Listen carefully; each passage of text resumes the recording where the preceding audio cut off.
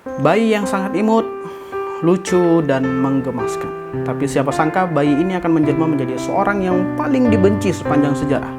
Dialah Adolf Hitler.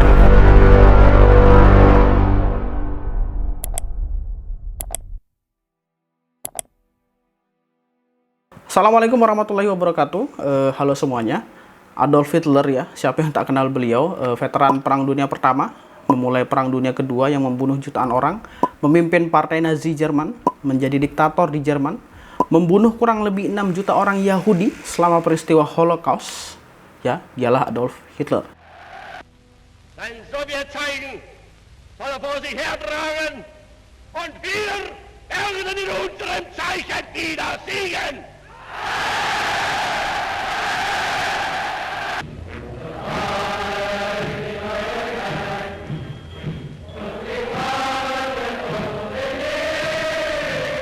Di video kali ini kita akan mencoba membahas sedikit riwayat hidup Adolf Hitler dan mencoba mempelajari apa saja nilai positif yang bisa kita ambil dari Adolf Hitler, tokoh sejahat itu.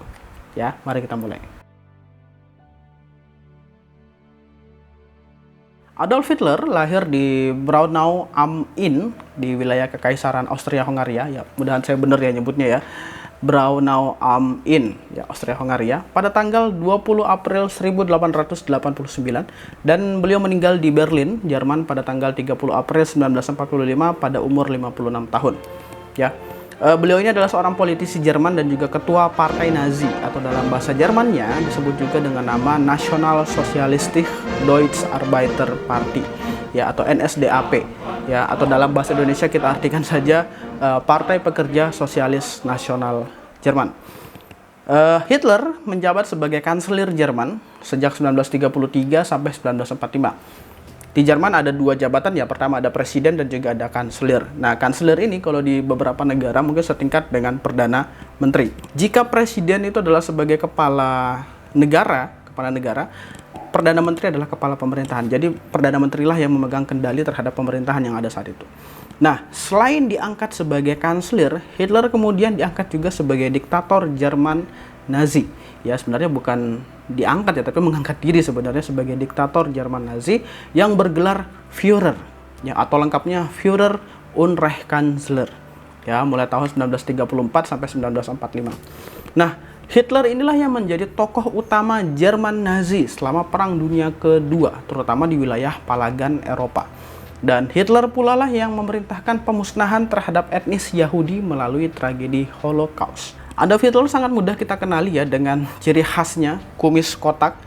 Ya, selain itu salah satu hal lain yang bisa kita kenali dari Adolf Hitler sebenarnya adalah pidatonya yang sangat menggebu-gebu. Hampir mirip lah dengan pidato-pidato Bung Karno ya. Jadi ketika dia berpidato itu seperti membius ratusan orang untuk percaya kepada dia lah istilahnya. Jadi kayak memberi semangat lebih lah. Nah, terlebih saat itu memang Jerman posisinya sedang pasca kekalahan mereka pada Perang Dunia Pertama, Jerman itu betul-betul dibatasi lah segala macam kehidupan mereka oleh sekutu, terutama pasca perjanjian Versailles ya, Perang Dunia Pertama. Nah, Hitler ini sebenarnya dia adalah seorang veteran. Ya, dia veteran Perang Dunia Pertama, ikut bertempur dalam Perang Dunia Pertama, menjadi tentara saat itu. Nah, akibat kekalahan Jerman yang terjadi pada Perang Dunia Pertama dan Jerman terpaksa menyepakati perjanjian Versailles, yang mana menurut Hitler sendiri perjanjian ini sangat-sangat merugikan Jerman. Ya, bukan hanya merugikan sih menurut Hitler, tapi juga mempermalukan Jerman. Seperti itu.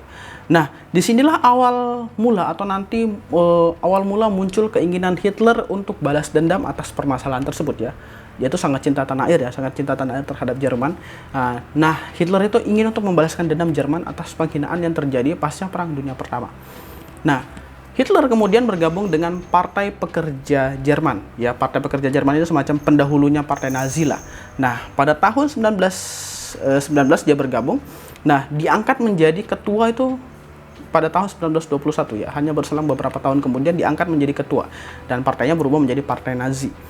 Nah, 1923 sebenarnya itu Hitler sudah berusaha ya untuk melakukan kudeta di Munich yang dikenal dengan peristiwa Beerputsch, ya, kudeta yang gagal sebenarnya. Nah, akibat kudeta yang ingin dilakukan oleh Hitler ini pada tahun 1923, akhirnya Hitler pun dipenjara. Nah, di penjaranya si Hitler menulis sebuah buku yang sangat terkenal sampai saat ini. Judul bukunya adalah Mein Kampf, Perjuanganku, kalau kita artikan ya, Mein Kampf. Nah, ini semacam buah pemikiran Hitler. Jika kalian ingin melihat seperti apa sih pemikiran seorang Hitler ini, kalian bisa membaca bukunya yang sampai sekarang juga masih dijual bebas. Ya, seperti itu. Kemudian setelah bebas pada tahun 1924, Hitler kemudian mendapat dukungan rakyat Jerman, yang mana rakyat juga mengecam perjanjian Versailles yang membatasi Jerman sangat dibatasi lah saat itu. Dan orang-orang yang mendukung Hitler ini adalah orang-orang yang mendukung juga pan-Jermanisme atau melihat Jerman itu sebagai bangsa tertinggi lah, dan juga antisemitisme, anti-Yahudi, dan juga anti-komunisme. Ya, melalui pidato-pidato Hitler yang karismatik dan juga propaganda-propaganda yang dilakukan oleh Nazi, akhirnya Hitler pun ditunjuk sebagai kanselir pada tahun 1933. Yang mana dia kemudian mengubah Republik Weimar, ya, Republik Weimar itu adalah pengganti kekaisaran Jerman ya pasca Perang Dunia Pertama, menjadi Third Reich atau Reich ketiga, yang mana ini adalah sebuah kediktatoran satu partai ya, kediktatoran satu partai, itu partai Nazi yang didasarkan pada ideologi Nazisme yang totalitarian dan juga autokrasi. Ya, pokoknya diktator lah istilahnya, seperti itu ya. Kemudian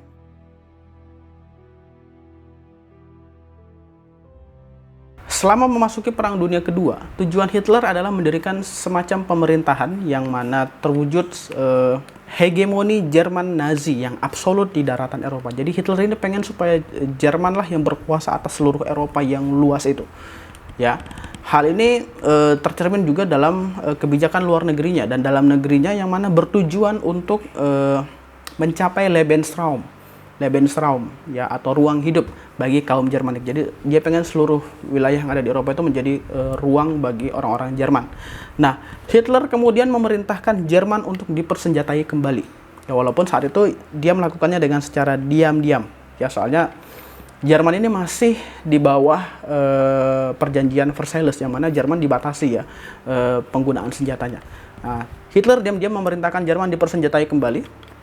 Nah, kemudian pada tahun 1939, Wehrmacht atau tentara Nazi menginvasi Polandia pada bulan September 1939. Inilah yang kemudian disepakati sebagai penyebab atau awal mula pecahnya Perang Dunia Kedua di daratan Eropa. Ya. Pada perkembangan selanjutnya di bawah pemerintahan Hitler pada tahun 1941, ya, kurang lebih 2 tahun berikutnya, pasukan Jerman dan sekutunya yaitu Italia ya saat itu, dan juga Soviet saat itu masih berpihak kepada Jerman saat itu ya, karena ada perjanjian lah antara Stalin dan juga Hitler ya. Seluruh wilayah Eropa, sebagian besar wilayah Eropa sudah termasuk Prancis ya, yang saat itu bisa dikatakan sebagai negara besar juga, berhasil dikuasai oleh Jerman ya. Pasukan Wehrmacht akhirnya berhasil menduduki Prancis, dan Hitler kemudian ya secara tidak langsung dia berhasil membalaskan dendamnya atas penghinaan besar menurutnya pasca Perang Dunia Pertama. Kemudian selain di Eropa, di wilayah Afrika Utara juga, Nazi juga berhasil mendapatkan wilayah kekuasaan dengan bekerja sama dengan sekutunya, yaitu Benito Mussolini dari Italia. Nah, itu ya. Nah, 2 tahun kemudian pada tahun 1943, mulailah sekutu ini membalikkan keadaan ya. Jerman harus mempertahankan wilayahnya yang luas itu, dan mengalami serangkaian kekalahan dalam pertempuran. Ya, diperparah saat itu Amerika Serikat juga mulai masuk ke dalam Perang Dunia Kedua ya, pasca pengeboman yang terjadi di Pearl Harbor yang ada di Hawaii ya. Melalui operasi saat itu ada operasi Normandy, dan juga ada serangan balik dari Soviet ya.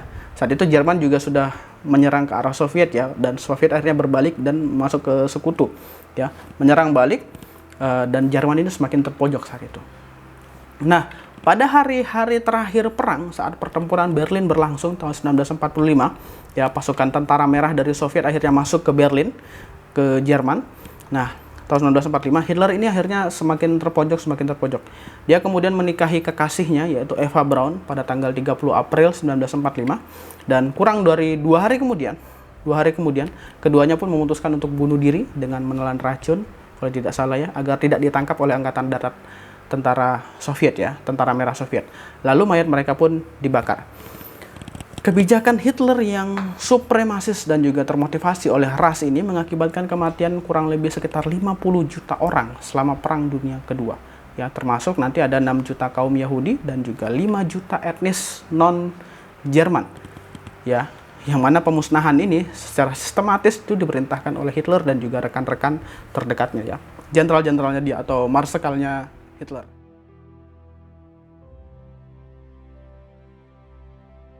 Sebenarnya agak susah ya jika kita membahas nilai positif apa yang bisa kita ambil dari tokoh sekelas Adolf Hitler. Ya, tapi yang namanya belajar sejarah ya, pasti ada hal yang bisa kita ambil hikmahnya. Pertama, Hitler adalah seseorang yang cinta tanah airnya. Hal ini bisa kita aplikasikan dengan meningkatkan cinta tanah air kita atau nasionalisme. Tapi jangan sampai kebablasan seperti Hitler yang cinta tanah air, tapi memandang rendah orang-orang non-Jerman atau orang-orang Yahudi. Bahkan sampai ekstrim sekali dengan melakukan pembunuhan dan juga genosida terhadap orang-orang Yahudi. Cinta tanah air boleh, tapi belajarlah juga untuk hidup berdampingan satu sama lain dengan aman dan damai. Ya, itu yang pertama. Yang kedua, Hitler adalah seorang pemikir yang ulung. Strategi militernya bagus, kepemimpinannya bagus, retorikanya bagus dalam berpidato sangat baik sekali.